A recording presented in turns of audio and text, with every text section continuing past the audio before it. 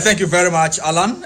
Yes, we're coming to you live from Tamale, where environmental issues have taken center stage today, World Environment Day. And plastic is the main focus today as there are many young people here. Let me show you shots from the room where we are. There are young people here who we are trying to showcase their innovation in addressing the issue of plastics. You can see these beautiful flowers here. These were made with recycled plastic, and it is part of a move to address the plastic menace that faces the country. In my readings, I just discovered that pure water sachets alone, annually, Ghanaians consume over 8 billion sachets of water daily, and all of that, about 85-90% of that goes into the environment. We are also told that annually, I beg your pardon, daily, we produce about 30,000 metric tons of plastic, and most of this ends up in our gutters, and that is the reason why you find Accra flooding. You find cities like Tamale where we don't have water bodies but which experience flooding as a result of plastics choking up storm drains and waterways. I have here with me a programs manager, Esther Nyamichi Opoku from CORD. If you can join us on camera, let's have a conversation. So we know the problem with plastic in this country, but World Environment Day, why are you focusing on these ones here? Because most of the plastic is generated by you and I, not children. Yes, so in as much as the World Environment Day today talks about plastics, it means we all have a role to play. And the children here, even though do not generate plastics as at now, but they are part of the effects when we talk about what is going to happen in the next 5 years, in the next 10 years. So we need to bring them up to speed, even if we are not able to change our behavioral patterns, but we should have the younger generation coming up, changing how they use plastic, changing how they react to taking plastic that's not really needed for even their own personal use.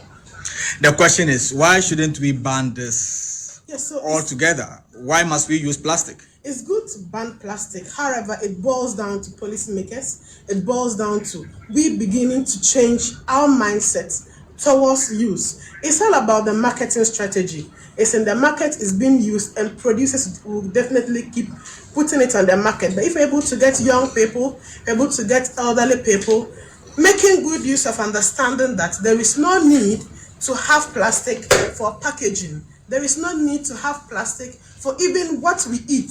Then we are going to find the market of plastic being fading out. And if it fades out, what it means is automatically, even if policymakers decide not to ban plastics, we citizens, we consumers are definitely going to make it fade out of the system, and they will not be in business. I'm told as part of this initiative, you are introducing a game for children which will inculcate the habit of protecting the environment and addressing the plastic. Can you showcase some of the games you are holding in your hand? Yes, Can you explain this for us? So this is a board game, and it actually tells us that one, you start from zero, and as you move, when you encounter a good deed, then it takes you up as a reward. But when you meet a bad deed, like for example, greenhouse gas emission, soil degradation, wildfire, loss of tourist sites, it brings you back.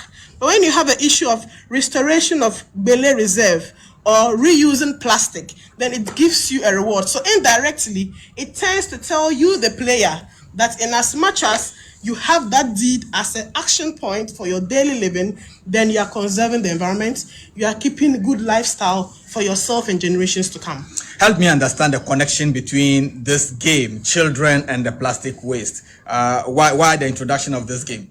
So why the introduction of this game? Because children are known to be people who like to play. And persons who like to play, you can only tickle down concepts via play. Naturally, even if we don't come up with this game, these kids are going to be having cars. These kids are going to be on the football park, either kicking a ball or probably drawing circles on the ground. Why don't we draw circles on the board? Put up concepts that we really want them to understand. And that is enough for them to learn, other than the traditional way of telling them that adapting to nature-based solutions is going to be a way to go.